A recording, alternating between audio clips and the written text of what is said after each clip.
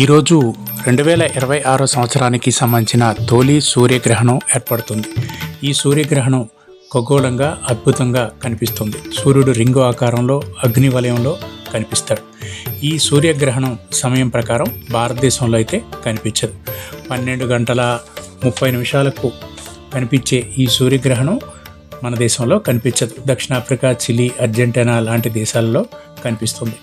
అయితే ఈ గ్రహణాన్ని మనం వీక్షించడానికి సాధ్యం కాదు. ఈ గ్రహణం వల్ల భారతదేశంలో ఏమైనా ప్రభావం ఉంటుందా అంటే ఖచ్చితంగా లేదనే చెప్పాలి. ఏ రాశి వారు ఎలాంటి నియమాలు పాటించక్కర్లేదు. అయితే ఇది ఉత్తమమైన కాలం కాబట్టి ఈ కాలంలో చేసే దాన ధర్మాలకు, పూజలకు, వ్రతాలకు మంచి ఫలితం లభిస్తుంది. ఈ సమయంలో ఓం నమ శివాయ అనే పంచాక్షరి మంత్రం పఠించడం ద్వారా కానీ, ఓం నమో నారాయణ అనే మంత్రాన్ని పఠించడం ద్వారా కానీ ఉత్తమ ఫలితాలు వస్తాయి. దాన ధర్మాలు చేసేవారికి ఇది చాలా అద్భుతమైనది.